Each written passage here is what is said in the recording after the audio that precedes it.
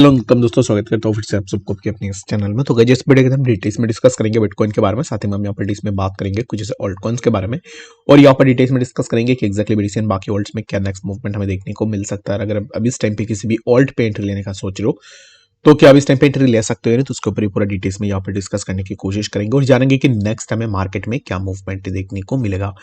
यह सब चीज़ अगर पूरा डिटेल्स में आपको जानकारी चाहिए तो वीडियो को बिना स्किप के पूरा एंड तक जरूर से देखना। बाकी अगर पहली बार चैनल पर विजिट करो, मेक श्योर आपने ऑलरेडी चैनल को सब्सक्राइब भी कर दोगे। टेलीग्राम चैनल को भी ज्वाइन करना चाह रहे हो तो लिंक मैंने डिस्क्रिप्शन में ऑलरेडी डाल दिया, वहां से जाके भी आप जरूर से ज्वाइन भी कर सकते हो। ठीक है, तो फास्टिंग अगर आप देखोगे तो बीटीसी गया 50,000 के आसपास। और मैं यहाँ पर यही बोलना चाहूंगा कि जितने भी लोग आए थे ना, जब मैंने बोला था कि बीटीसी 49 से लेके 50,000 के बीच में बीटीसी जाएगा, और जितने भी लोग मेरे पास आए थे कि यहाँ पर जो है आप झूठ बोल रहे हो, आपकी एनालिसिस सही नहीं है, आपकी एनालिसिस यहाँ पर गलत एनालिसिस है, तो मेरे पास बहुत सारे डीएम्स आए थे कल रात को, कल नहीं परसों रात को।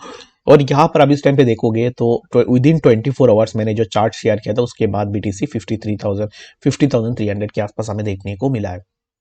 कल मैंने देखा है कि यहाँ पर मैक्सिमम लोग शॉर्ट पोजीशन के लिए जा रहे थे, मैक्सिमम लोग ये बोल रहे थे कि अभी इस टाइम पे मार्केट नीचे आएगा, मार्केट में ड्रॉप डाउन होगा, बट द रिजल्ट आपके सामने ही है। और अभी इस टाइम पे देखोगे तो बीटीसी 50,300 के आसपास भी ऑलरेडी जा चुका है। तो मैं आपको यही बोलूंगा ना, एक चीज आप हमेशा देखना, मार्केट में अभी इस टाइम पे मार्केट ऐसे हो चुका है कि अगर आप यहाँ पर आरएसआई, उसके बाद यहाँ पर बाकी इंडिकेटर्स देख के, और यहाँ पर जो है ना डाइवर्जेंस वगैरह देख के अगर आप यहाँ पर पूरा पैनिक हो जाते हो और आपको लगता है कि मार्केट अभी इस टाइम पे रिवर्स करने वाला है, तो ये जो सोच है आपका उसको भूल जाइए। ठीक है, क्योंकि यहाँ पर क्या होता है, यस आई डू बिलीव कि यहाँ पर ना ये जो इंडिकेटर्स है, ये इंडिकेटर्स आपको आपके ट्रेडिंग में एक एड ऑन प्लस कर सकते हैं। ऐसा नहीं है कि आप सोनली बेस्ड ऑन कि यहाँ पर एक डाइवर्जेंस बनी है तो उस डाइवर्जेंस के अकॉर्डिंग आप अपना ट्रेड मार रहे हो। ठीक है, आपको लग रहा है कि मैं तो सही हूं और मैं यहाँ पर ट्रेड ले लेता हूं। And the second thing is that कि जितने भी इंडिकेटर्स आप यूज करते हो, indicators are just for the confirmation.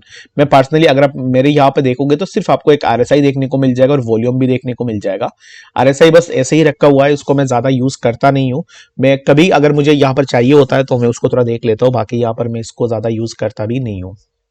पीछे रीजन क्या है, रीजन इज दैट कि ये जो चीजें होती है ये होती है आपके कंफर्मेशन के लिए। ठीक है, लाइक आपने एक ट्रेड में सब कुछ आपने देख लिया, आपने कैंडल्स वगैरह, आपने अपना आइडिया भी लगा लिया, आपने यहाँ पर जो है बैक टेस्टिंग भी कर ली, उसके बाद जो है आप जाके सोचते हो कि चलो यहाँ पर इंडिकेटर लगा के उसको देखा जाए कि क्या उसके अंदर हो सकता है। ठीक है, तो इसमें यहाँ पर ना हम यही देखते हैं कि एग्जैक्टली अब इस टाइम पे क्या हो रहा है, और उसके बेसिस पे ही हम अपना एंट्री ज्यादातर बनाने की कोशिश करते हैं, which is not a bad thing. मैं ये नहीं बोल रहा हूँ कि इंडिकेटर को यूज नहीं करनी चाहिए, इंडिकेटर को यूज करो, बट इसको ऐसे यूज करो एज ए कंफर्मेशन कि आपको कुछ चीजों के ऊपर कंफर्मेशन चाहिए।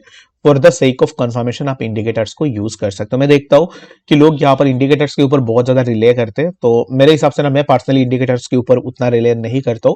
अगर मैं अपने हिसाब से देखता हूँ ट्रेड को, अगर मुझे सही लगता है तो उसके बाद मैं उसमें से कंफर्मेशन लेता हूँ। और ऐसा नहीं है कि इंडिकेटर ने मुझे कुछ यहाँ पर इंडिकेट कर दिया उसके कारण मैंने अपना ट्रेड को क्लोज कर दिया।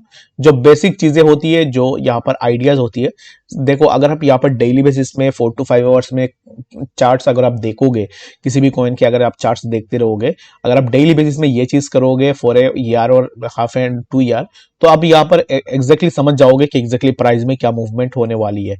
तो 60 to 70% तो आप खुद से आइडिया लगा पाओगे कि एग्जैक्टली क्या मूवमेंट होगा। And the second thing is that कि इंडिकेटर को तब आप यूज करोगे जब आपको थोड़ा कंफर्मेशन लेनी होती है। और मेरे हिसाब से ना इंडिकेटर्स यूज कोई बच्चा भी कर सकता है, अगर आप उसको समझा दो कि ये इंडिकेटर है, ये अगर ऐसा होता है तो आप ऐसे ट्रेड कर लो, ये अगर ऐसा होता है वैसे ट्रेड कर लो, तो किसी बच्चे को भी ये चीज पता है। बट यहाँ पर technical analysis is an art. अगर आप इस चीज को समझना चाहो, आर्ट का मतलब क्या होता है कि आप कुछ चीजों को खुद के एंड से अच्छे से समझते हो उस चीज को, एंड उसके ऊपर जो आप यहाँ पर मास्टर करना चाह रहे हो तो उसको एज ए आर्ट आप इसको बोल सकते हो। बट अगर आप सोनली बेस्ड ऑन इंडिकेटर ट्रेड करते हो, इट्स नॉट एन आर्ट। आप यहाँ पर किसी चीज के ऊपर बेस करके अपना डिसीजन बना रहे हो।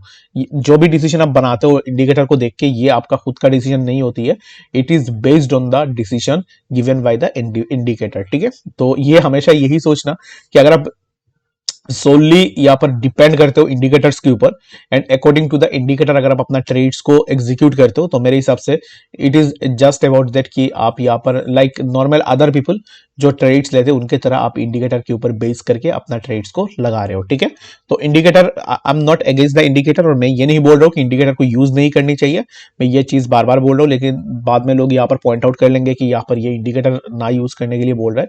मैं बता रहा हूँ कि इंडिकेटर यूज करो, but for the confirmation of your trade. अगर आपने सब कुछ देख लिया, आपने वॉल्यूम को भी चेक कर लिया, आपने कैंडल स्ट्रेंथ को भी चेक कर लिया, आपने यहाँ पर जो है प्रीवियसली बैक टेस्ट भी कर ली, अगर आप यहाँ पर अपने एक्सपीरियंस से भी आपने देख लिया कि एग्जैक्टली अभी इस टाइम पे क्या हो सकता है, सपोर्ट रेजिस्टेंस आपने ऑलरेडी मार्क भी कर लिया, और सपोर्ट रेजिस्टेंस कौन सा ब्रेक हो सकता है, कौन सा ब्रेक नहीं हो सकता है, ये भी आपने आइडिया लगा लिया, उसके बाद जाके आप इंडिकेटर लगाओ, लगा के यहाँ पर आप अपना और एक एक्स्ट्रा कंफर्मेशन लगाओ, लगा के आप अपना ट्रेड को एग्जीक्यूट करो, ठीक है।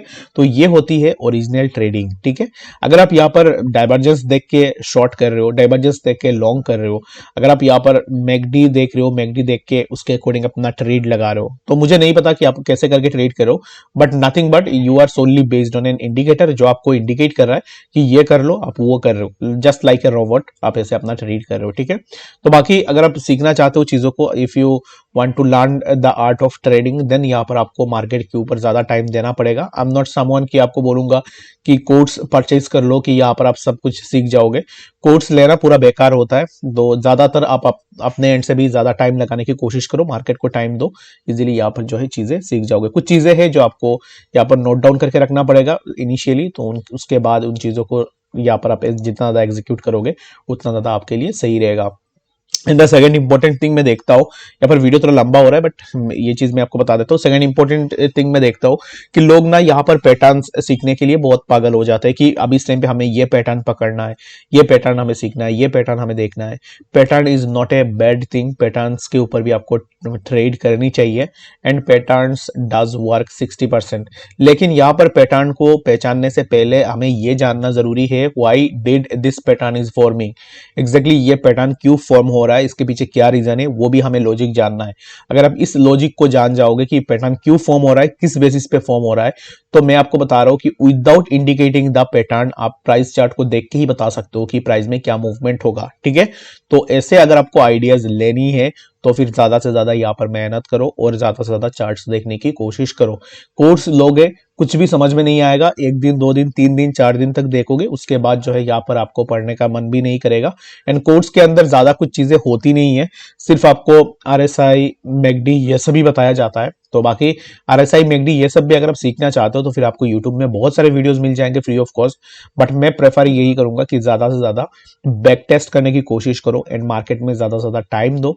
एंड यहाँ पर कोई भी, जैसे कि कल बीटीसी ने यहाँ से ये जो मूव ली हुई है, अगर आपको सीखना है इन चीजों को कि एग्जैक्टली यहाँ पर मैंने कैसे प्रेडिक्ट किया था कि यहाँ पर जब प्राइस समवेयर अराउंड यहाँ पे चल रहा था, यहाँ पे इसी जोन पे मैंने कैसे प्रेडिक्ट किया था कि बीटीसी यहाँ से 50,000 के आसपास जाएगा, तो ये जो प्रेडिक्शन है ये प्रेडिक्शन आएगा विथ द टाइम। अगर आप जितना मेहनत करोगे, जितना ग्राइंड करोगे, उतना ज्यादा जो है आपको यहाँ से एक्सपीरियंस होते जाएगा, और उस एक्सपीरियंस के हिसाब से आप मार्केट को भी अच्छा खासा यहाँ पर जो है नेविगेट कर पाओगे। जितना कितना ही नेविगेट कर लो, 60% के अबाव यहाँ पर जो है आपका सक्सेस रेट नहीं रहेगा, ठीक है, चाहे कोई भी हो जाए। अगर यहाँ पर कोई आपको बता रहा है कि उसका एक्यूरेसी अबव 60%, 70% है, तो मैं मानता हूं कि वो बंदा झूठ ही बोल रहा है। 70% के अबव आप कभी भी नहीं जा सकते हो। ऑन एन एवरेज जो ट्रेडर होता है उसका यहाँ पर जो है 40 to 50% एक्यूरेसी रहती है, एंड जो यहाँ पर थोड़ा हाई लेवल पे होते हैं उनका 65 to 70 में एक्यूरेसी रहती है, ठीक है। तो 80% भी मैं नहीं बोलूंगा क्योंकि 80% भी बहुत ज्यादा होता है। 70% आप रख सकते हो, 70% के आसपास एक्यूरेसी आप इजीली ला सकते हो, और 70% एक्यूरेसी लाना किसी ट्रेडिंग में it's not a bad thing, बहुत ही सही चीज है। और 70% अगर आपका एक्यूरेसी रेट है, दैट मीन्स कि आपका विनिंग ज्यादा हो रही है एज कंपेयर टू लूजिंग, जहां पर अच्छा खासा पैसे बनाया जा सकता है, ठीक है। तो हमेशा लोग भागते हैं कि 100% एक्यूरेसी दिखा दो, 90% एक्यूरेसी दिखा दो, but the thing is that कि you have to follow that कि मिनिमाइज करो इन चीजों को। जब ट्रेडिंग में आओगे तब पता लगेगा कि एग्जैक्टली एक्यूरेसी क्या चीज होती है और कितना टफ होती है चीजों को यहाँ पर जो है विजुअलाइज करना और चीजों को प्रेडिक्ट करना। जब आप इन चीजों के ऊपर आ जाओगे तब आपको डिटेल्स में चीजें समझ में आ जाएगी, ठीक है। तो बाकी मैंने लास्ट भी बोला था, आफ्टर 16th में यहाँ पर ना ऐसे कंटेंट्स लाने की कोशिश करूंगा जहां पर आप लोग भी चीजें सीख पाओ एंड आपको चीजें इजीली समझ में आ जाए कि एग्जैक्टली कैसे करके क्या होती है मार्केट के अंदर। तो बात करते हैं बीटीसी के बारे में। तो कल मैंने यहाँ पर जब आपको बताया था, तो मैंने यहाँ पर ऐसे कोई भी किसी भी चैनल को नहीं देखा है कि किसी ने आपको बताया होगा कि बीटीसी 49 टू 50 के आसपास चला जाएगा। सब लोग यहाँ पर इफ एंड एल्स के ऊपर अपना यहाँ पर जो है एक्सप्लेनेशन लगा रहे थे कि if this happen then BTC will go there, if this that happen. तो यहाँ पर इफ एंड एल्स के ऊपर मैंने बात की ही नहीं, और यहाँ पर इफ एंड एल्स के ऊपर बात करने की कोई बात आती नहीं है, क्योंकि अगर आप एनालाइज करो, एनालाइज मीन्स कि आपको यहाँ पर जो भी आपको आपका थॉट्स है वो आपको शेयर करनी होती है, नॉट लाइक कि आप यहाँ पर इफ एंड एल्स के ऊपर अपना ट्रेड को लगा रहे हो। ठीक है, इफ एंड एल्स में अगर आप इन चीजों को यहाँ पर एनालाइज करते हो दैट मीन्स कि you are just guessing the thing, आप कोई भी प्रेडिक्ट नहीं करो। Predicting and guessing is two different thing in trading, जो कि आप सर्च करके देख लेना। प्रेडिक्ट करना मतलब आपका जो भी यहाँ पर पॉइंट है उसको आप यहाँ पर स्ट्रांगली बता रहे हो, एंड गेसिंग करना मतलब कि आपके पास न्यूमरस नंबर्स है जिनके ऊपर आप यहाँ होगा तो नहीं, नहीं तो यहाँ होगा, नहीं तो वहां होगा। तो ऐसे यहाँ पर आपके पास कुछ नंबर्स होते हैं, उन नंबर्स के बेसिस पे आप गेसिंग गेम जो है यहाँ पर खेलते रहते हो। But the main thing is that कि you have to predict the thing कि एग्जैक्टली ऐसे होगा। ठीक है, जैसे मैंने आपको बताया था कि 49 टू 50 के आसपास बीटीसी आएगा, तो एग्जैक्टली बीटीसी आया। तो मेरा यहाँ पर 49 टू 50 के आसपास अगर आप देखोगे तो अबव 50 प्राइस गया। बट अब इस टाइम पे right now I am, to be honest, I am someone who is very bad at explaining things कि मैंने यहाँ पर पास्ट में ये किया था, वो किया था। अगर मैं चाहूँ तो मैं बहुत सारी चीजें यहाँ पर वीडियो में दिखा सकता हूँ कि यहाँ पर देखो ये मेरा इतना एक्यूरेसी है। But the thing is that कि I am not a financial adviser, मैं अपना ओपिनियन यहाँ पर आपके साथ शेयर कर रहा हूँ, and it doesn't matter for me कि यहाँ पर इस चीज को लेकर फ्लेक्स करना कि मैंने ये चीज आपको बताया था, वो चीज बताया था। मैंने स्टार्टिंग में इसलिए बताया, रीजन बीइंग कुछ लोग मुझे डीएम में पूछ रहे थे उस दिन कि आपने जो प्रेडिक्ट किया था वो गलत है। तो अब इस टाइम पे देख लिया कि ऑलरेडी प्राइस 50,300 के आसपास ऑलरेडी आ चुका है। ठीक है, तो अभी यहाँ पर नेक्स्ट क्या मूवमेंट हम एक्सपेक्ट करेंगे बीडीसी से। तो the next movement from the price we can expect is that कि प्राइस अब इस टाइम पे एक साइडवेज में कंसोलिडेट करेगा, और ये जो साइडवेज में कंसोलिडेशन होगा ना, ये कंसोलिडेशन बहुत ही इंपॉर्टेंट है, ये कंसोलिडेशन होना जरूरी है, क्योंकि price want to move in a straight line. अगर आपको ऐसा लगता है कि प्राइस स्ट्रेट लाइन पे मूव कर रहा है, जो भी प्राइस स्ट्रेट लाइन पे मूव करता रहता है वो एक फेक आउट होती है, और उसका नीचे आने की चांसेस 80 टू 70% हो जाती है। तो ये भी एक कॉन्सेप्ट है, उसको भी आपको नोट डाउन करके रखनी है कि प्राइस ऊपर जा रहा है तो आपने यहाँ पर जो है मैकडी आरएसआई सब, जब प्राइस ऊपर जाएगा, कैंडल जब ऊपर जाएगा, कोई भी यहाँ पर बुलिश कैंडल बनेगी, कैंडल ऊपर जाएगा, तो मैकडी देख लो, आरएसआई देख लो, कितने भी चीजें इंडिकेटर्स आप लगा लो, आपको हर कोई बुलिश दिखाएगा। और ये जो मैंने कॉन्सेप्ट बताया है कि प्राइस जब स्ट्रेट लाइन पे मूव करता है, कोई भी प्राइस अगर आप देख लो, बैक टेस्ट करके देख लो कि किसी भी प्राइस ने कुछ इस तरीके से स्ट्रेट लाइन पे एक मूवमेंट ली, और ये जो स्ट्रेट लाइन पे मूवमेंट होती है, ये मूवमेंट ज्यादा टाइम के लिए होल्ड नहीं करती है। होल्ड मतलब यहाँ पर ज्यादा टाइम के लिए नहीं टिकती है। अगर प्राइस यहाँ पर स्ट्रेट लाइन पे मूव कर रहा है तो एट ए पॉइंट जाके ना वो क्या करेगा कि वहां से रिवर्स लेगा, और जो रिवर्स होगा वो एक ही कैंडल में ही ड्रॉप डाउन लेगा। ऐसा नहीं होगा कि यहाँ पर प्राइस जो है कंटिन्यूअस ऊपर जाता जाएगा, तो एक ही कैंडल में प्राइस ड्रॉप करेगा। आफ्टर ड्रॉपिंग द प्राइस यहाँ पर अगेन आपको साइडवेज का मूवमेंट देखने को मिल जाएगा।